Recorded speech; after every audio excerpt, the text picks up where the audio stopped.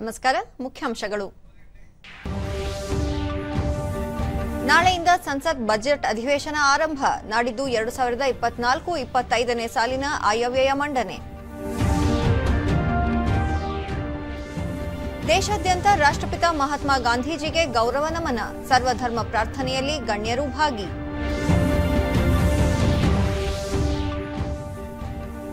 ಯುವ ಜನರ ಭವಿಷ್ಯ ಉಜ್ವಲಗೊಳಿಸಲು ಸರ್ಕಾರ ಬದ್ಧ. ಸ್ವಾವಲಂಬಿ ಬದುಕಿಗೆ ಯುವ ನಿಧಿ ಸಹಕಾರಿ. ಸಚಿವ ಡಾಕ್ಟರ್ ಶರಣಪ್ರಕಾಶ್ ಪಾಟೀಲ್. ಹಾಗೂ ಬರಗಾಲದಿಂದ ತತ್ತರಿಸಿರುವ ರಾಜ್ಯದ ರೈತಾಪಿ ವರ್ಗ. ಪ್ರತಿ ಎಕರೆಗೆ 25,000 ರೂಪಾಯಿ ಪರಿಹಾರಕ್ಕೆ ಬಿಜೆಪಿ ಆಗ್ರಹ. ವಾರ್ತೆಗಳ ವಿವರ. ನಾಳೆಯಿಂದ ಸಂಸತ್ ಬಜೆಟ್ ಅಧಿವೇಶನ ಆರಂಭವಾಗಲಿದ್ದು ಫೆಬ್ರವರಿ 9ರವರೆಗೆ ನಡೆಯಲಿದೆ. ನಾಡಿದ್ದು 1ರಂದು ಹಣಕಾಸು ಸಚಿವೆ ನಿರ್ಮಲಾ ಸೀತಾರಾಮನ್ 2024-25ನೇ ಸಾಲಿನ ಬಜೆಟ್ ಮಂಡಿಸಲಿದ್ದಾರೆ. ಅಧಿವೇಶನ ಸಂದರ್ಭದಲ್ಲಿ ಉಭಯ ಸದನಗಳ ಕಲಾಪ ಸುಗಮವಾಗಿ ನಡೆಯುವುದನ್ನು ಖಚಿತಪಡಿಸಿಕೊಳ್ಳಲು ಸರ್ಕಾರ ಇಂದು ಸರ್ವಪಕ್ಷ ಸಭೆಯನ್ನು ಕರೆದಿತ್ತು.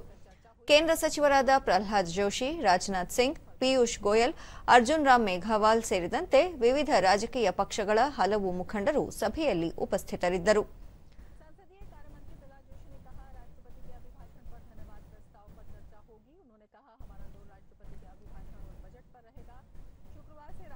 अभिभाषण पर चर्चा शुरू होगी. ಸಭೆಯ ನಂತರ ಮಾಧ್ಯಮಗಳೊಂದಿಗೆ ಸಚಿವ ಪ್ರಹ್ಲಾದ್ ಜೋಶಿ, ಸಭಾಧ್ಯಕ್ಷರ ನಿರ್ದೇಶನದಂತೆ ಎಲ್ಲ ವಿಷಯಗಳ ಬಗ್ಗೆ ಚರ್ಚೆಗೆ ಸರ್ಕಾರ ಸಿದ್ಧವಿದೆ.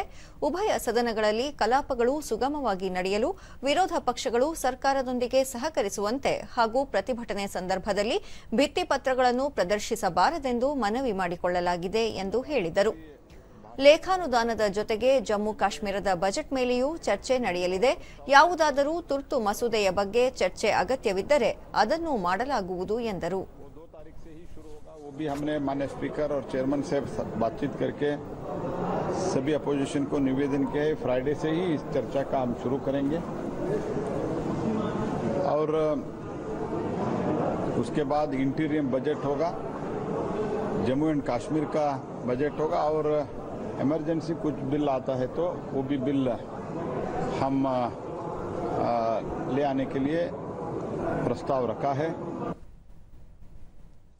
ಮಹಾತ್ಮ ಗಾಂಧೀಜಿಯವರ 76ನೇ ಪುಣ್ಯಸ್ಮರಣೆ ಅಂಗವಾಗಿ ದೆಹಲಿಯಲ್ಲಿ ಇಂದು ನಡೆದ ಸರ್ವಧರ್ಮ ಪ್ರಾರ್ಥನಾ ಸಭೆಯಲ್ಲಿ ಉಪರಾಷ್ಟ್ರಪತಿ ಜಗದೀಪ್ ಧನ್ಕರ್, ಪ್ರಧಾನಿ ನರೇಂದ್ರ ಮೋದಿ ಸೇರಿದಂತೆ ಹಲವು ಗಣ್ಯರು ಉಪಸ್ಥಿತರಿದ್ದರು. ಮಹಾತ್ಮ ಗಾಂಧೀಜಿಯವರಿಗೆ ಶ್ರದ್ಧಾಂಜಲಿ ಸಲ್ಲಿಸಿದ ಬಳಿಕ 2 ನಿಮಿಷಗಳ ಮೌನ ಆಚರಿಸಲಾಯಿತು. ಇದಾದ ಬಳಿಕ ಪ್ರಧಾನಿ ಮಕ್ಕಳ ಜೊತೆ ಮಾತುಕತೆ ನಡೆಸಿದರು.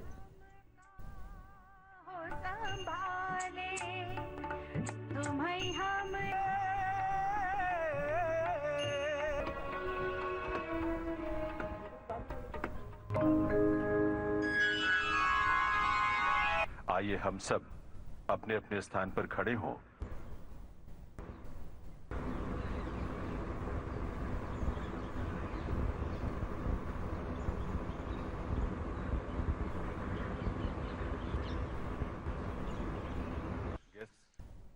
उपराष्ट्रपति बड़े ही उत्साह के साथ देखने को मिलता है.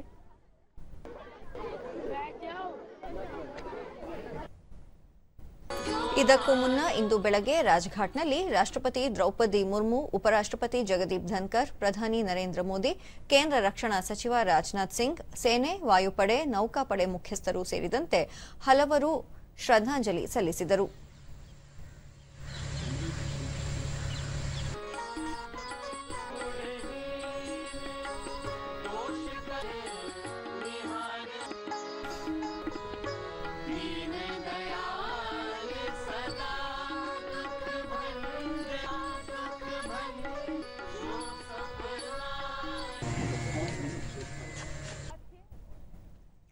ಭಾರತದ ಸ್ವಾತಂತ್ರ್ಯಕ್ಕಾಗಿ ಅಹಿಂಸಾ ಪಥದಲ್ಲಿ ಹೋರಾಡಿದ ಗಾಂಧೀಜಿಯವರು 1948 ಜನವರಿ 30ರಂದು ನಾಥೂರಾಮ್ ಗೋಡ್ಸೆ ಗುಂಡೇಟಿನಿಂದ ನಿಧನರಾಗಿದ್ದರು. ಸತ್ಯ ಅಹಿಂಸೆಯಲ್ಲಿ ಅಪಾರ ನಂಬಿಕೆ ಹೊಂದಿದ್ದ ಗಾಂಧಿ ಚಿಂತನೆಗಳು ಜಗತ್ತಿನಾದ್ಯಂತ ಪ್ರಶಂಸೆಗೊಳಗಾಗಿವೆ. ಈ ದಿನವನ್ನು ಹುತಾತ್ಮರ ದಿನ ಹಾಗೂ ಅಹಿಂಸೆ ಮತ್ತು ಶಾಂತಿಯ ದಿನವನ್ನಾಗಿಯೂ ಆಚರಿಸಲಾಗುತ್ತದೆ. ಗಾಂಧಿ ಕೇವಲ ದೇಶದ ಸ್ವಾತಂತ್ರ್ಯಕ್ಕಾಗಿ ಹೋರಾಡಿದ್ದು ಮಾತ್ರವಲ್ಲದೆ ಸ್ವತಂತ್ರ ಭಾರತದ ಸರ್ವಾಂಗೀಣ ಅಭಿವೃದ್ಧಿಗಾಗಿ ವಿವಿಧ ವಿಚಾರಗಳ ಬಗೆಗೂ ತಮ್ಮದೇ ಆದ ದೂರದೃಷ್ಟಿ ಹೊಂದಿದ್ದರು. ಆತ್ಮಬಲ, ಸ್ವಾವಲಂಬನೆ, ಕೋಮು ಸೌಹಾರ್ದತೆ, ಅಸ್ಪೃಶ್ಯತೆಯ ನಿವಾರಣೆ, ಹೆಣ್ಣು ಮಕ್ಕಳ ಗೌರವ, ಆರ್ಥಿಕ ಸಂಪನ್ಮೂಲ ಕ್ರೋಢೀಕರಣ, ಕಾರ್ಮಿಕರ ಸಮಾನ ಕೆಲಸ ಹೀಗೆ ಹಲವು ವಿಷಯಗಳ ಕುರಿತಾಗಿ ತಮ್ಮ ವಿಚಾರಧಾರೆಗಳನ್ನು ಮಂಡಿಸಿದ್ದರು. ಕೃಷಿ ಕ್ಷೇತ್ರ ಹಾಗೂ ರೈತರ ಬಗ್ಗೆ ಗಾಂಧಿ ನಿಲುವು ಅತ್ಯಂತ ಸ್ಪಷ್ಟವಾಗಿತ್ತು. ಮಹಾತ್ಮ ಗಾಂಧೀಜಿಯವರ 76ನೇ ಪುಣ್ಯಸ್ಮರಣೆ ಹಿನ್ನೆಲೆಯಲ್ಲಿ ವಿಧಾನಸೌಧ ಮತ್ತು ವಿಕಾಸಸೌಧ ನಡುವೆ ಇರುವ ಗಾಂಧಿ ಪ್ರತಿಮೆ ಬಳಿ ಅವರ ಭಾವಚಿತ್ರಕ್ಕೆ ಮುಖ್ಯಮಂತ್ರಿ ಸಿದ್ದರಾಮಯ್ಯ ಮಾಲಾರ್ಪಣೆ ಮಾಡಿ ಗೌರವ ಸಲ್ಲಿಸಿ ರಾಷ್ಟ್ರಪಿತ ಗಾಂಧೀಜಿ ಅವರ ಗೌರವಾರ್ಥ ಮೌನ ಆಚರಿಸಿದರು.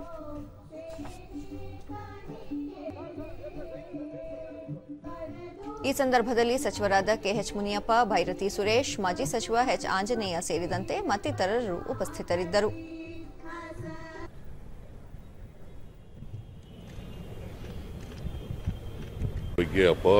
ನಂತರ ಮುಖ್ಯಮಂತ್ರಿ ಸಿದ್ದರಾಮಯ್ಯ, ಗಾಂಧೀಜಿ ಹೋರಾಟದಿಂದಾಗಿ ಸ್ವಾತಂತ್ರ್ಯ ಲಭಿಸಿದೆ.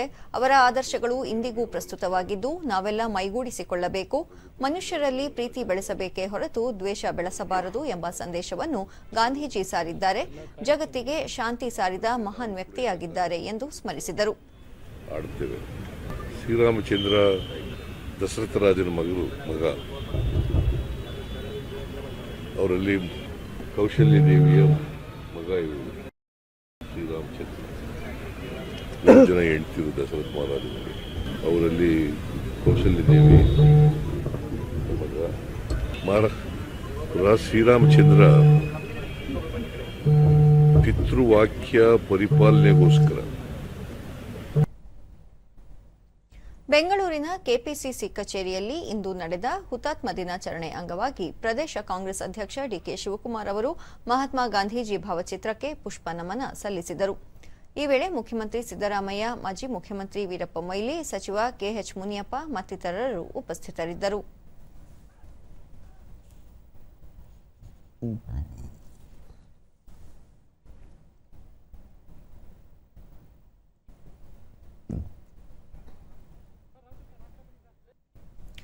ಕರ್ನಾಟಕ ರಾಜ್ಯ ಟೈಲರ್ಸ್ ಸಂಘ ಬೆಂಗಳೂರಿನಲ್ಲಿಂದು ಏರ್ಪಡಿಸಿದ್ದ ಸಂಘದ ರಜತ ಮಹೋತ್ಸವವನ್ನು ಮುಖ್ಯಮಂತ್ರಿ ಸಿದ್ದರಾಮಯ್ಯ ಉದ್ಘಾಟಿಸಿದರು.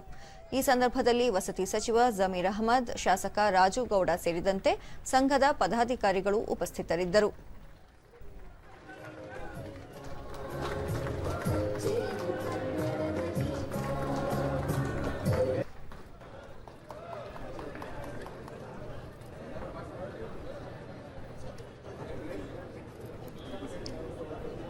ನಂತರ ಮುಖ್ಯಮಂತ್ರಿ, ಅಸಂಘಟಿತ ಕಾರ್ಮಿಕರಾಗಿರುವ ಟೈಲರ್ಗಳ ಹಿತರಕ್ಷಣೆಗೆ ಸರ್ಕಾರ ಬದ್ಧವಾಗಿದೆ. ಟೈಲರ್ಗಳ ಕ್ಷೇಮ ನಿಧಿ ಮಂಡಳಿ ರಚನೆ ಬಗ್ಗೆ ಕಾರ್ಮಿಕರ ಸಚಿವರ ಜೊತೆ ಚರ್ಚಿಸಿ ಸೂಕ್ತ ಕ್ರಮ ಕೈಗೊಳ್ಳಲಾಗುವುದು ಎಂದು ಭರವಸೆ ನೀಡಿದರು. ಕರ್ನಾಟಕ ವಾಣಿಜ್ಯ ಮತ್ತು ಕೈಗಾರಿಕಾ ಒಕ್ಕೂಟ ಎಫ್ಕೆಸಿಸಿಐ ಸಹಭಾಗಿತ್ವದಲ್ಲಿ ರಾಜ್ಯ ಸರ್ಕಾರ ಬೆಂಗಳೂರಿನಲ್ಲಿಂದು ಏರ್ಪಡಿಸಿದ್ದ ಉದ್ಯಮಶೀಲತೆ ಅಭಿವೃದ್ಧಿ ಕುರಿತ ವಿಚಾರ ಸಂಕಿರಣವನ್ನು ಕೌಶಲ್ಯಾಭಿವೃದ್ಧಿ, ಜೀವನೋಪಾಯ ಹಾಗೂ ವೈದ್ಯಕೀಯ ಶಿಕ್ಷಣ ಸಚಿವ ಡಾ ಶರಣಪ್ರಕಾಶ್ ಪಾಟೀಲ್ ಉದ್ಘಾಟಿಸಿದರು. ನಂತರ ಸಚಿವರು ವಿದ್ಯಾರ್ಥಿಗಳು ಹಾಗೂ ಯುವಕರ ಭವಿಷ್ಯವನ್ನು ಅತ್ಯುತ್ತಮ ರೀತಿಯಲ್ಲಿ ರೂಪಿಸಿ ಉದ್ಯೋಗಾವಕಾಶಗಳನ್ನು ಒದಗಿಸಿಕೊಡಲು ಸರ್ಕಾರ ಬದ್ಧವಾಗಿದೆ. ಪ್ರತಿಯೊಬ್ಬರನ್ನೂ ಸ್ವಾವಲಂಬಿಯಾಗಿಸಲು ಸರ್ಕಾರ ವಿಶೇಷ ಗಮನ ಹರಿಸಿದೆ. ಇದಕ್ಕಾಗಿಯೇ ಯುವ ನಿಧಿ ಎಂಬ ವಿಶೇಷ ಯೋಜನೆಯನ್ನು ಜಾರಿಗೊಳಿಸಲಾಗಿದೆ ಎಂದರು. ಶೈಕ್ಷಣಿಕ ಅರ್ಹತೆಗೆ ತಕ್ಕಂತೆ ಉದ್ಯೋಗಕ್ಕೆ ಬೇಕಾದ ತರಬೇತಿ ಹಾಗೂ ತರಬೇತಿ ನೀಡುವ ಸಿಬ್ಬಂದಿಯನ್ನು ಒದಗಿಸಲು ಕೌಶಲ್ಯಾಭಿವೃದ್ಧಿ ಇಲಾಖೆ ಪ್ರಯತ್ನ ನಡೆಸುತ್ತಿದೆ. ಇದಕ್ಕಾಗಿಯೇ ಕೌಶಲ್ಯ ಕೌನ್ಸಿಲ್ ಪ್ರಾರಂಭಿಸಿದ್ದು, ಇದರಡಿಯಲ್ಲಿ ಸರ್ಕಾರಿ ಸೌಲಭ್ಯಗಳ ಕುರಿತು ಮಾಹಿತಿ ಲಭ್ಯವಿದೆ. ಇದನ್ನು ಸದುಪಯೋಗಪಡಿಸಿಕೊಳ್ಳಬೇಕೆಂದು ಕರೆ ನೀಡಿದರು. ಪೊಲೀಸ್ ಇಲಾಖೆ ವತಿಯಿಂದ ಹಮ್ಮಿಕೊಂಡಿದ್ದ 12ನೇ ಅಖಿಲ ಭಾರತ ಪೊಲೀಸ್ ಆರ್ಚರಿ ಕ್ರೀಡಾಕೂಟಕ್ಕೆ ಗೃಹ ಸಚಿವ ಡಾ ಜಿ ಪರಮೇಶ್ವರ್ ಬೆಂಗಳೂರಿನಲ್ಲಿಂದು ಚಾಲನೆ ನೀಡಿದರು. ಈ ವೇಳೆ ಪೊಲೀಸ್ ಮಹಾನಿರ್ದೇಶಕ ಆಲೋಕ್ ಮೋಹನ್ ಸೇರಿದಂತೆ ಹಿರಿಯ ಅಧಿಕಾರಿಗಳು ಉಪಸ್ಥಿತರಿದ್ದರು. ವಿವಿಧ ರಾಜ್ಯಗಳ ಪೊಲೀಸ್ ತಂಡಗಳು ಕ್ರೀಡಾಕೂಟದಲ್ಲಿ ಕವಾಯತು ನಡೆಸಿಕೊಟ್ಟವು.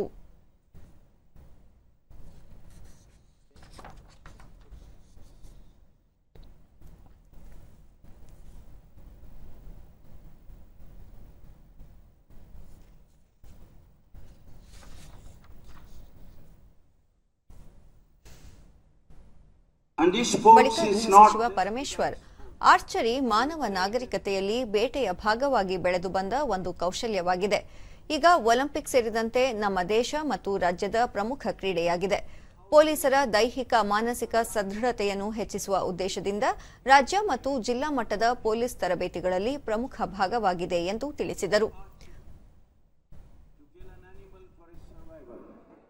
This has developed into an archery, developed into a sports, and today we see all over the world, both at the national level and also international level, and even in Olympics. So practicing these sports, this archery, not only improve your physical fitness, but it also improves your mental status, wherein you focus on certain things. ಕಾರ್ಯಕ್ರಮದ ಭಾಗವಾಗಿ ವಿವಿಧ police ತಂಡಗಳು ಸಾಂಸ್ಕೃತಿಕ ಕಾರ್ಯಕ್ರಮಗಳನ್ನು ನಡೆಸಿಕೊಟ್ಟವು.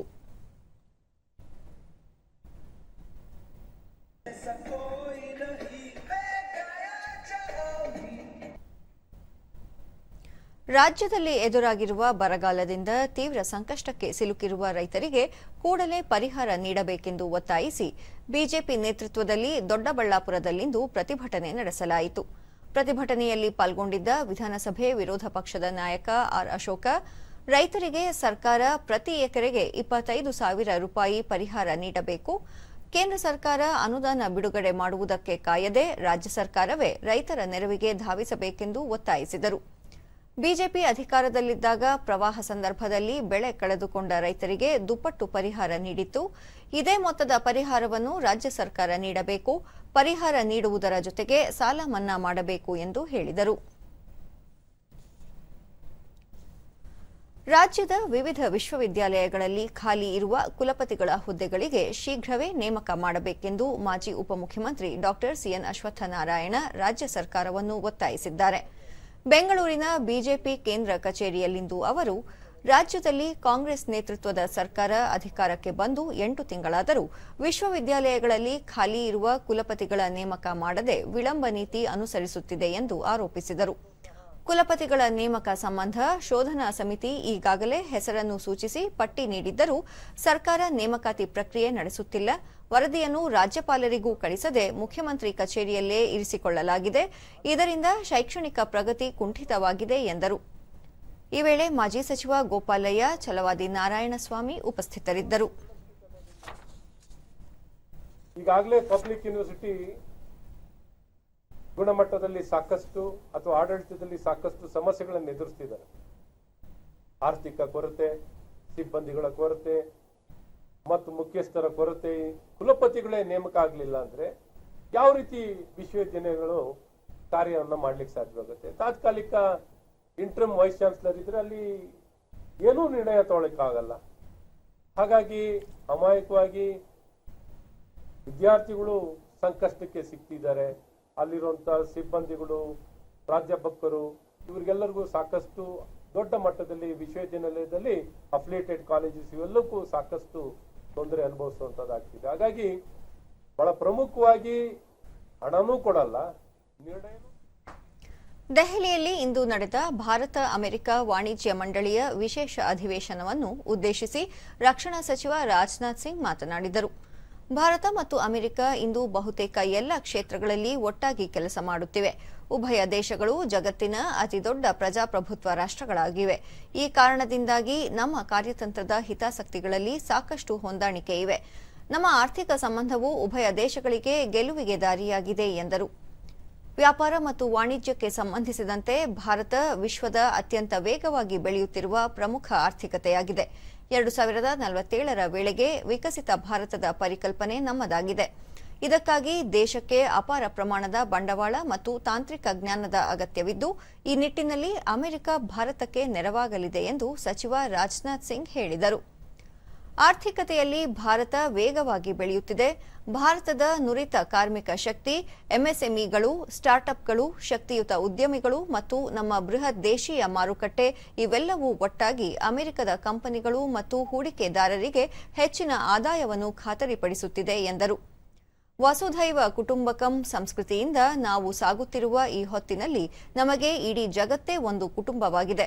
ಪ್ರಪಂಚದಿಂದ ಬೇರ್ಪಟ್ಟು ಅಭಿವೃದ್ಧಿ ಸಾಧ್ಯವಿಲ್ಲ ಎಂದ ಸಚಿವರು ಸ್ವಾವಲಂಬಿ ಭಾರತ ಅಭಿಯಾನದ ಅಡಿಯಲ್ಲಿ ಪ್ರಪಂಚದಿಂದ ಪ್ರತ್ಯೇಕವಾಗಿ ಕೆಲಸ ಮಾಡುವ ಅಂತಹ ಭಾರತವನ್ನು ರಚಿಸಲು ನಾವು ಬಯಸುವುದಿಲ್ಲ ಎಂದರು.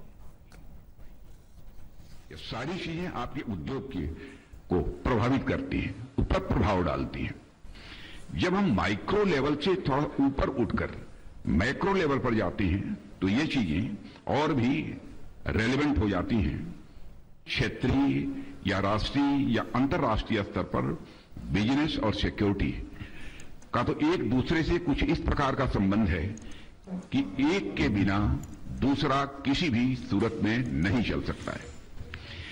यदि आप अपने देश में डायनेमिक बिजनेस एनवायरनमेंट चाहते हैं, कोई स्टेट हो अथवा कोई कंट्री हो, यदि अपने यहां डायनेमिक बिजनेस एनवायरनमेंट यदि चाहता है तो उसे अपने देश में पुख्ता सिक्योरिटी करनी ही पड़ेगी.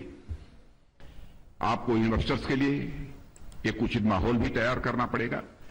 आपको अपने देश में रूल ऑफ लॉ एस्टेब्लिश करना ही पड़ेगा. तभी आपके देश में बिजनेस स्मूथली रन कर पाएंगे.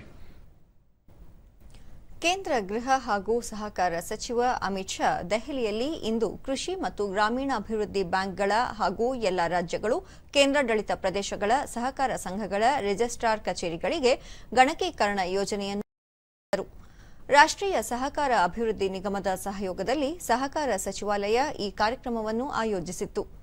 ಬಳಿಕ ಅಮಿತ್ ಶಾ ಸಹಕಾರ ಕ್ಷೇತ್ರಗಳಲ್ಲಿಯೂ ಪಾರದರ್ಶಕ ಆಡಳಿತ ತರುವ ನಿಟ್ಟಿನಲ್ಲಿ ಪ್ರಧಾನಿ ನರೇಂದ್ರ ಮೋದಿ ನೇತೃತ್ವದಲ್ಲಿ ಹಲವು ಯೋಜನೆಗಳನ್ನು ಕೈಗೊಳ್ಳಲಾಗಿದ್ದು ಅವುಗಳಲ್ಲಿ ಬ್ಯಾಂಕ್ ಮತ್ತು ಸಹಕಾರ ಸಂಘಗಳ ಡಿಜಿಟಲೀಕರಣ ಕೂಡ ಒಂದಾಗಿದೆ ಎಂದು ಹೇಳಿದರು. ಡಿಜಿಟಲ್ ಇಂಡಿಯಾ ಮತ್ತು ಸಹಕಾರ ಸಂಘಗಳ ಸ್ಥಾಪನೆಯಿಂದ ದೇಶದ ಅಭಿವೃದ್ಧಿ ಏರುಗತಿಯಲ್ಲಿ ಸಾಗಿದೆ.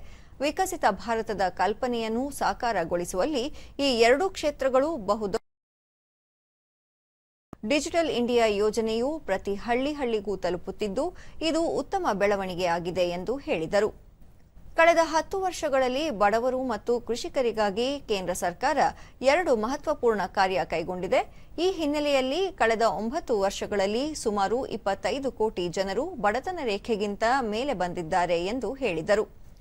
ಸಹಕಾರ ಸಚಿವಾಲಯದಿಂದಾಗಿ ಲಕ್ಷಾಂತರ ಮಂದಿಗೆ ಉದ್ಯೋಗ ಸಿಕ್ಕಿದೆ.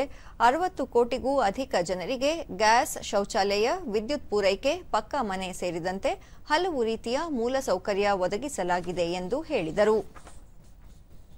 प्रधानमंत्री जी ने मुझे दिया. मोदी सरकार ये मई में 10 साल पूरा करेगी. ये 10 साल में पीछे मुड़कर देखते हैं तो इस देश के गांव, गरीब और किसान के लिए 2 महत्वपूर्ण काम मोदी जी ने करे. एक तो 60 करोड़ गरीबों को उनका जीवन स्तर उठाने के लिए अकल्पनीय सहायता भारत सरकार ने की और उनके जीवन स्तर को उठाया. लगभग 23 करोड़ लोग गरीबी की रेखा के बाहर आए और 60 करोड़ लोगों को घर में गैस, शौचालय, बिजली, घर, 5 किलो मुफ्त राशन, 5 लाख तक का सारा स्वास्थ्य का खर्चा और अनेक प्रकार की सुविधाएं नरेंद्र मोदी जी की भारतीय जनता पार्टी की सरकार ने दी. ಭಾರತೀಯ ಆರ್ಥಿಕತೆಯು ಸತತ 3ನೇ ವರ್ಷದಲ್ಲೂ 7% ಬೆಳವಣಿಗೆ ಕಂಡಿದೆ. ಆರ್ಥಿಕ ವ್ಯವಹಾರಗಳ ಇಲಾಖೆಯ ಭಾರತೀಯ ಆರ್ಥಿಕ ವಿಮರ್ಶೆಯ ಜನವರಿ ಆವೃತ್ತಿಯ ಅನುಸಾರ ಸ್ಥಿರವಾದ ಆರ್ಥಿಕ ಬೆಳವಣಿಗೆಯನ್ನು ಖಾತ್ರಿಪಡಿಸಿಕೊಳ್ಳಲು ಭಾರತದ ಅಚಲವಾದ ಬದ್ಧತೆಯು ಹವಾಮಾನ ಬದಲಾವಣೆಯ ಹೊಂದಾಣಿಕೆ, ಸ್ಥಿತಿಸ್ಥಾಪಕತ್ವವನ್ನು ನಿರ್ಮಿಸಲು ಮತ್ತು ಹೊರಸೂಸುವಿಕೆಯನ್ನು ತಗ್ಗಿಸಲು ಅಗತ್ಯವಾದ ಹೂಡಿಕೆಗಾಗಿ ಸಂಪನ್ಮೂಲಗಳನ್ನು ಉತ್ಪಾದಿಸುತ್ತಿದೆ. ಭಾರತದ ಹಣಕಾಸು ವಲಯದ ಉತ್ತಮ ಸ್ಥಿತಿಯನ್ನು ಪ್ರತಿಪಾದಿಸಿರುವ ವಿಮರ್ಶೆಯು ಕಳೆದ 10 ವರ್ಷಗಳಲ್ಲಿ ಸಾರ್ವಜನಿಕ ವಲಯದ ಬಂಡವಾಳ ಹೂಡಿಕೆಯೂ ಹೆಚ್ಚಿದೆ ಎಂದು ಹೇಳಿದೆ. ಭಾರತ ಶೇಕಡ 1% ಎಥನಾಲ್ ಮಿಶ್ರಿತ ಸುಸ್ಥಿರ ವಾಯುಯಾನ ಇಂಧನವನ್ನು ಒಳಗೊಂಡಿರುವ ತನ್ನ ಚೊಚ್ಚಲ ವಾಣಿಜ್ಯ ಹಾರಾಟವನ್ನು ಯಶಸ್ವಿಯಾಗಿ ಪ್ರಾರಂಭಿಸಿದೆ ಎಂದು ಕೇಂದ್ರ ಪೆಟ್ರೋಲಿಯಂ ಸಚಿವ ಹರ್ದೀಪ್ ಸಿಂಗ್ ಪುರಿ ಹೇಳಿದ್ದಾರೆ. ಏವಿಯೇಷನ್ ಟರ್ಬೈನ್ ಇಂಧನದಲ್ಲಿ ಗುರಿಯಿರುವ ಶೇಕಡ 1% ಮಿಶ್ರಣವನ್ನು ತಲುಪಲು ಭಾರತ 14 ಕೋಟಿ ಲೀಟರ್ಗಳ ವಾರ್ಷಿಕ ಅಗತ್ಯವನ್ನು ನಿರೀಕ್ಷಿಸುತ್ತದೆ. ಸುಸ್ಥಿರ ವಾಯುಯಾನ ಅಭ್ಯಾಸಗಳ ಕಡೆಗೆ ಗಮನಾರ್ಹವಾದ ಬೆಳವಣಿಗೆಯಾಗಿದೆ ಎಂದು ತಿಳಿಸಿದ್ದಾರೆ. ಎಥನಾಲ್ ಮಿಶ್ರಣವು ಕಬ್ಬು ರೈತರಿಗೆ ಅಪಾರ ಪ್ರಯೋಜನವನ್ನು ನೀಡುತ್ತದೆ ಮತ್ತು ಹಸಿರು ಶಕ್ತಿ ಪರಿವರ್ತನೆಗೆ ಸಹಾಯ ಮಾಡುತ್ತದೆ ಎಂದಿದ್ದಾರೆ. All these related developments on the energy front to be showcased and provide a platform for further development and growth. The event will also feature increased focus across the entire energy value chain, including 3 sessions on biofuels, 3 sessions on hydrogen and 2 sessions on CCUS. ರಾಷ್ಟ್ರೀಯ ಕೃಷಿ ಮತ್ತು ಗ್ರಾಮೀಣ ಅಭಿವೃದ್ಧಿ bank NABARD ಬೆಂಗಳೂರಿನಲ್ಲಿಂದು 2024ನೇ ಸಾಲಿನ ರಾಜ್ಯ ಮಟ್ಟದ ಕೃಷಿ ಸಾಲ ಯೋಜನೆಯನ್ನು ಬಿಡುಗಡೆ ಮಾಡಿದೆ. ಈ ವೇಳೆ ಕರ್ನಾಟಕ ಹೆಚ್ಚುವರಿ ಮುಖ್ಯ ಕಾರ್ಯದರ್ಶಿ ಮತ್ತು ಅಭಿವೃದ್ಧಿ ಆಯುಕ್ತೆ ಶಾಲಿನಿ ರಜನೀಶ್, ನಬಾರ್ಡ್ ಮುಖ್ಯ ವ್ಯವಸ್ಥಾಪಕ ರಮೇಶ್ ಮತ್ತಿತರರು ಉಪಸ್ಥಿತರಿದ್ದರು.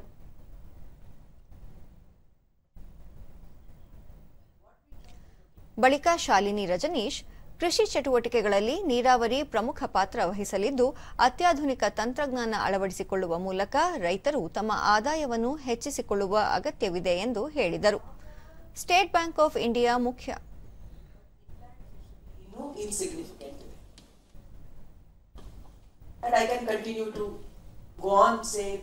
ಏನೇನು ನಮ್ಮಲ್ಲಿ ರಿಸೋರ್ಸಸ್ ಇದೆ, ನಾವು ಸಂಪೂರ್ಣವಾಗಿ ಅದನ್ನ ಆ ಪೊಟೆನ್ಷಿಯಲ್ ಅನ್ನ ನಾವು ಯೂಸ್ ಮಾಡ್ತಾ ಇಲ್ಲ. So how to use it, ಅದಕ್ಕೆ ನಾವು ಕನ್ವರ್ಜೆನ್ಸ್ ಮಾಡಬೇಕು, ಇನೋವೇಷನ್ ತರಬೇಕು, ಹೊಸ ಟೆಕ್ನಾಲಜಿ ತರಬೇಕು. ಇವತ್ತು ನಾವು ಸ್ಪ್ರಿಂಗ್ ಶೆಡ್ ಕಾನ್ಸೆಪ್ಟ್ ನೋಡಿದೀವಿ. The innovation which has become a success story. NABARD ಮತ್ತು ನಮ್ಮ ಸಿಇಒ ಜಿಲ್ಲಾ ಪಂಚಾಯತ್ ಉತ್ತರ ಕನ್ನಡ ಸೇರಿ ಕೈ ಜೋಡಿಸಿ ಇವತ್ತೊಂದು ಹೊಸ ಬದಲಾವಣೆಯನ್ನು ತಂದಿದ್ದಾರೆ. ಹೆಚ್ಚಿನ ಅವಶ್ಯಕತೆ ರೈತರಿಗೂ ಮತ್ತು ಜನರಿಗೆ ಬೇಕಾಗಿರುವುದರಿಂದ ಈ ವರ್ಷ ಬ್ಯಾಂಕ್ಗಳಲ್ಲಿ ರೈತರಿಗೆ ದೊರೆಯುವ ಸಾಲ ಸೌಲಭ್ಯಗಳ ಕುರಿತು ಮಾಹಿತಿ ನೀಡಿದರು. ಯೋಜನೆಯಲ್ಲಿ ರಾಜ್ಯ ಸರ್ಕಾರಕ್ಕೆ ಕೊಟ್ಟಿದ್ದೇವೆ ಮತ್ತು ಕುಡಿಯುವ ನೀರಿನ ಒಂದು ವ್ಯವಸ್ಥೆಗಾಗಿ ಸುಮಾರು 611 ಕೋಟಿಯ 3 ಪ್ರಾಜೆಕ್ಟ್ಗಳನ್ನು ರಾಜ್ಯ ಸರ್ಕಾರಕ್ಕೆ ಕೊಟ್ಟಿದ್ದೇವೆ. ನಮ್ಮ ಒಂದು ನಬಾರ್ಡ್ನ ಒಂದು ಸಹಯೋಗದೊಂದಿಗೆ ನೀರಾವರಿಗಾಗಿ ಸುಮಾರು 5,000 ಕೋಟಿ ಹಣವನ್ನು ನಾವು ಕಳೆದ 25 ವರ್ಷಗಳಲ್ಲಿ ರಾಜ್ಯ ಸರ್ಕಾರಕ್ಕೆ ಕೊಟ್ಟಿದ್ದೇವೆ. ಇದರ ಮೂಲಕ ಸುಮಾರು 5,90,000 ಹೆಕ್ಟೇರ್ 5,90,000 ಹೆಕ್ಟೇರ್ ನೀರಿನ ಒಂದು ನೀರಾವರಿಯ ಒಂದು ಪ್ರದೇಶ ಈ ಒಂದು ಸ್ಯಾಂಕ್ಷನ್ ಒಟ್ಟಿಗೆ ರಾಜ್ಯ ಸರ್ಕಾರದಲ್ಲಿ ನಿರ್ಮಿತವಾಗಿದೆ.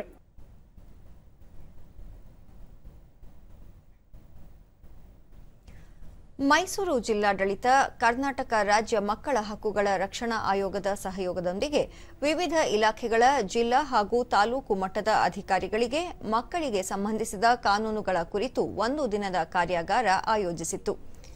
ಕಾರ್ಯಕ್ರಮದಲ್ಲಿ ಜಿಲ್ಲಾಧಿಕಾರಿ ಡಾ ಕೆವಿ ರಾಜೇಂದ್ರ, ಜಿಲ್ಲಾ ಕಾನೂನು ಸೇವೆಗಳ ಪ್ರಾಧಿಕಾರ ಕಾರ್ಯದರ್ಶಿ ಎಚ್ಆರ್ ಸುರೇಶ್ ಮತ್ತಿತರರು ಉಪಸ್ಥಿತರಿದ್ದರು.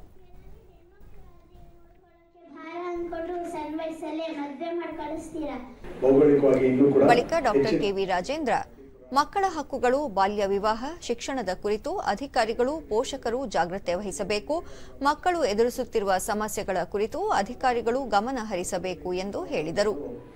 ಒಂದು ಮ್ಯಾಟರ್ ಆಫ್ ಪ್ರೈಡ್, ಒಂದು ಎಲ್ಲರಿಗೂ ಒಂದು ಪ್ರೌಡ್ ಆಗಿರುವಂತಹ ಒಂದು ಮ್ಯಾಟರ್. ಈ ಒಂದು ಪಾಯಿಂಟ್ಗಳಲ್ಲಿ ನಾವು ನಮ್ಮ ಕೆಲಸಗಳನ್ನ ಮಾಡೋದ್ರ ಜೊತೆಗೆ ಮಕ್ಕಳ ರಕ್ಷಣೆಗಳ ಬಗ್ಗೆ ನಾವೆಲ್ಲರೂ ಕೂಡ ದೇಶ ಸೇವೆ ಅಥವಾ ಬೇರೆ ಏನೋ ಸರ್ಕಾರದ ಸೇವೆ ಬಂದು ಸಮಾಜ ಸೇವೆ ಮಾಡೋದ್ರ ಬಗ್ಗೆ ನೋಡ್ತಾ ಇರ್ತೀವಿ. ಆದರೆ ಅದರಲ್ಲಿ ಒಂದು ಇಂಪಾರ್ಟೆಂಟ್ ವಲ್ನರಬಲ್ ಸೆಕ್ಷನ್ಸ್ ಅಂದ್ರೆ ನಾವೇನು ಪಾಲನೆ ಪೋಷಣೆ ಮಾಡಬೇಕಾಗಿರುವಂತ ಮಕ್ಕಳ ಹಕ್ಕುಗಳು, ಅವುಗಳ ಬಗ್ಗೆ ತಿಳ್ಕೊಳ್ಳುವಂಥದ್ದು ಬಹಳ ಇಂಪಾರ್ಟೆಂಟ್ ಆಗಿರುತ್ತೆ. ಈ ಕಾರ್ಯಕ್ರಮದ ದೂರದರ್ಶನದೊಂದಿಗೆ ಜಿಲ್ಲಾ ಮಕ್ಕಳ ರಕ್ಷಣಾ ಘಟಕದ ರಕ್ಷಣಾಧಿಕಾರಿ ಎನ್ಟಿ ಯೋಗೇಶ್, ಮಕ್ಕಳ ಕಾನೂನಿನ ಕುರಿತು ಎಲ್ಲಾ ಇಲಾಖೆಯ ಅಧಿಕಾರಿಗಳಿಗೆ ಅರಿವು ಮೂಡಿಸುವುದು ಈ ಕಾರ್ಯಾಗಾರದ ಮುಖ್ಯ ಉದ್ದೇಶವಾಗಿದೆ. ಮಕ್ಕಳ ಕಾನೂನು ರಕ್ಷಣೆ ನಮ್ಮೆಲ್ಲರ ಕರ್ತವ್ಯವಾಗಿದೆ ಎಂದರು. ಮಕ್ಕಳ ಹಕ್ಕುಗಳನ್ನು ರಕ್ಷಣೆ ಮಾಡುವಂತಹದ್ದು ಆಗುತ್ತೆ ಎನ್ನುವಂಥ ಉದ್ದೇಶದಿಂದ ನಾವು ಈ ಒಂದು ಕಾರ್ಯಾಗಾರವನ್ನು ಮಾಡಿದ್ದೀವಿ. ಜೊತೆಗೆ ಈ ಕಾರ್ಯಾಗಾರ ಸಂಪೂರ್ಣ ಒಂದು ದಿನ ತರಬೇತಿಯನ್ನು ಪಡ್ಕೊಳ್ಳುವಂಥ ಒಂದು ಕಾರ್ಯಾಗಾರ ಆಗಿರೋದ್ರಿಂದ ಎಲ್ಲರೂ ಭಾಗವಹಿಸ್ತಾ ಇದ್ದಾರೆ. ಸುಮಾರು 300ರಿಂದ 350 ಜನ ಭಾಗವಹಿಸಿದ್ದಾರೆ. ಒಂದು ಈ ಕಾರ್ಯಕ್ರಮ ಯಶಸ್ವಿಯಾಗುತ್ತೆ. ಜೊತೆಗೆ ಮಕ್ಕಳ ಹಕ್ಕುಗಳನ್ನು ರಕ್ಷಿಸೋದಕ್ಕೆ ಇದು ಒಂದು ಉತ್ತಮವಾದಂಥ ಒಂದು ಕಾರ್ಯಾಚರಣೆ ನಾವು ಮಾಡ್ತಾ ಇರುವಂಥದ್ದು ಅನ್ನೋದನ್ನು ನಾನು ಹೇಳೋದಕ್ಕೆ ಇಷ್ಟಪಡ್ತೀನಿ. ನಮ್ಮ ಅಧಿಕಾರಿಗಳಲ್ಲಿ ಕರ್ನಾಟಕ ರಾಜ್ಯ ಮಕ್ಕಳ ಹಕ್ಕುಗಳ ರಕ್ಷಣಾ ಆಯೋಗದ ಸದಸ್ಯೆ ಎಸ್ ಮಂಜು ಮಕ್ಕಳ ಮೇಲಿನ ದೌರ್ಜನ್ಯ ತಡೆಯುವ ನಿಟ್ಟಿನಲ್ಲಿ ಈ ಕಾರ್ಯಾಗಾರ ಆಯೋಜಿಸಿದ್ದು, ಗ್ರಾಮೀಣ ಪ್ರದೇಶಗಳಲ್ಲಿ ಮಕ್ಕಳ ಕಾನೂನಿನ ಜಾಗೃತಿ ಕಾರ್ಯಕ್ರಮ ಹಮ್ಮಿಕೊಳ್ಳಲಾಗುವುದು ಎಂದು ತಿಳಿಸಿದರು. ಮೇಲೆ ಮಕ್ಕಳ ಪ್ರಕರಣಗಳು ದಿನೇ ದಿನೇ ಹೆಚ್ಚುತ್ತಾ ಇರುವಂತ ಒಂದು ಸಂದರ್ಭವನ್ನು ನೋಡಿದ್ದೀವಿ. ಸೊ ಈ ಮಕ್ಕಳ ಮೇಲೆ ದೌರ್ಜನ್ಯ ಕಡಿಮೆ ಆಗಬೇಕು ಅಥವಾ ಮಕ್ಕಳಿಗೆ ನ್ಯಾಯ ಸಿಗಬೇಕು ಅಂತ ಹೇಳಿದ್ರೆ ಅಧಿಕಾರಿಗಳು ಸಮರ್ಪಕವಾಗಿ ಕೆಲಸ ಮಾಡಬೇಕು, ಕಾಯ್ದೆಯ ಚೌಕಟ್ಟಿನಲ್ಲಿ ಕೆಲಸ ಮಾಡಬೇಕಾಗಿದೆ. 2047ರ ಭಾರತ ತಂತ್ರಜ್ಞಾನದ ಪ್ರಗತಿ ಮತ್ತು ಅದರ ಬಳಕೆಯಲ್ಲಿ ವಿಶ್ವ ಗುರುವಾಗಲಿದೆ ಎಂದು ರಕ್ಷಣಾ ಮತ್ತು ಪ್ರವಾಸೋದ್ಯಮ ರಾಜ್ಯ ಸಚಿವ ಅಜಯ್ ಭಟ್ ಹೇಳಿದರು. Centre for development of telematics C DOT Delhi ಕ್ಯಾಂಪಸ್ಗೆ ಭೇಟಿ ನೀಡಿದ್ದ ಸಚಿವ ಅಜಯ್ ಭಟ್, ಸಿಡಾಟ್ ರಕ್ಷಣಾ ಸ್ವದೇಶೀಕರಣದ ಒಂದು ಭಾಗವಾಗಬಹುದು. ರಕ್ಷಣಾ ವಲಯಗಳಲ್ಲಿ ಟೆಲಿಕಾಂ ಮತ್ತು ಸೈಬರ್ ಭದ್ರತೆಯನ್ನು ಪರಿವರ್ತಿಸುವಲ್ಲಿ ಇದು ಮಹತ್ತರವಾದ ಪಾತ್ರವನ್ನು ವಹಿಸಲಿದೆ ಎಂದರು. ಸಿಡಾಟ್ ಸಮುದಾಯದ ಸಂಶೋಧನೆ ಮತ್ತು ಅಭಿವೃದ್ಧಿ ಪ್ರಯತ್ನಗಳನ್ನು ಶ್ಲಾಘಿಸಿದ ಸಚಿವರು, ನಾಗರಿಕ ಮತ್ತು ರಕ್ಷಣಾ ಬಳಕೆಗಾಗಿ ಅತ್ಯಾಧುನಿಕ ತಂತ್ರಜ್ಞಾನಗಳ ಅನುಷ್ಠಾನದಲ್ಲಿ ಇದು ಪ್ರಮುಖ ಪಾತ್ರ ವಹಿಸುತ್ತದೆ ಎಂದು ಹೇಳಿದರು. ಚಂಡೀಗಢ ವಿಶ್ವವಿದ್ಯಾನಿಲಯದ ಸಂಸ್ಥಾಪಕರು ಮತ್ತು ಕುಲಪತಿಗಳಾದ ಸತ್ನಾಮ್ ಸಿಂಗ್ ಸಂಧು ಅವರನ್ನು ರಾಷ್ಟ್ರಪತಿ ದ್ರೌಪದಿ ಮುರ್ಮು ರಾಜ್ಯಸಭೆಗೆ ನಾಮನಿರ್ದೇಶನ ಮಾಡಿದ್ದಾರೆ. ಸಂಧು ಅವರನ್ನು ರಾಜ್ಯಸಭೆಗೆ ನಾಮನಿರ್ದೇಶನ ಮಾಡಿರುವುದನ್ನು ಪ್ರಧಾನಿ ಶ್ಲಾಘಿಸಿದ್ದಾರೆ. ಸತ್ನಾಮ್ಜಿ ಅವರು ಒಬ್ಬ ಪ್ರಸಿದ್ಧ ಶಿಕ್ಷಣ ತಜ್ಞ ಮತ್ತು ಸಮಾಜ ಸೇವಕರು. ಅವರು ತಳಮಟ್ಟದ ಜನರಿಗೆ ವಿಭಿನ್ನ ರೀತಿಯಲ್ಲಿ ಸೇವೆ ಸಲ್ಲಿಸುತ್ತಿದ್ದಾರೆ. ಅನಿವಾಸಿ ಭಾರತೀಯರ ಏಳಿಗೆಗೂ ಶ್ರಮಿಸುತ್ತಿದ್ದಾರೆ. ಅವರಿಗೆ ಶುಭ ಹಾರೈಕೆಗಳು ಎಂದಿದ್ದಾರೆ. ಇನ್ನು ಹವಾವರ್ತಮಾನ. ರಾಜ್ಯಾದ್ಯಂತ ಒಣಹವೆ ಮುಂದುವರಿಕೆ. ವಿಜಯಪುರದಲ್ಲಿ ಅತಿ ಕಡಿಮೆ 13.4 ಡಿಗ್ರಿ ಸೆಲ್ಸಿಯಸ್ ಉಷ್ಣಾಂಶ ದಾಖಲು. ಮುನ್ಸೂಚನೆಯಂತೆ ಮುಂದಿನ 24 ಗಂಟೆಗಳಲ್ಲಿ ರಾಜ್ಯದೆಲ್ಲೆಡೆ ಒಣಹವೆ ಮುಂದುವರಿಯುವ ಸಾಧ್ಯತೆ. ಬೆಂಗಳೂರು ಸುತ್ತಮುತ್ತ ಭಾಗಶಃ ಮೋಡ ಕವಿದ ವಾತಾವರಣ. ಕೆಲವೆಡೆ ಮುಂಜಾನೆ ಮಂಜು ಮುಸುಕುವ ಸಂಭವ. ಗರಿಷ್ಠ 30 ಮತ್ತು ಕನಿಷ್ಠ 16 ಡಿಗ್ರಿ ಸೆಲ್ಸಿಯಸ್ ತಾಪಮಾನ ದಾಖಲು ನಿರೀಕ್ಷೆ. ಕೊನೆಯಲ್ಲಿ ಮತ್ತೊಮ್ಮೆ ಮುಖ್ಯಾಂಶಗಳು. ನಾಳೆಯಿಂದ ಸಂಸತ್ ಬಜೆಟ್ ಅಧಿವೇಶನ ಆರಂಭ. ನಾಡಿದ್ದು 2024-25ನೇ ಸಾಲಿನ ಆಯವ್ಯಯ ಮಂಡನೆ. ದೇಶಾದ್ಯಂತ ರಾಷ್ಟ್ರಪಿತ ಮಹಾತ್ಮ ಗಾಂಧೀಜಿಗೆ ಗೌರವ ನಮನ. ಸರ್ವಧರ್ಮ ಪ್ರಾರ್ಥನೆಯಲ್ಲಿ ಗಣ್ಯರು ಭಾಗಿ.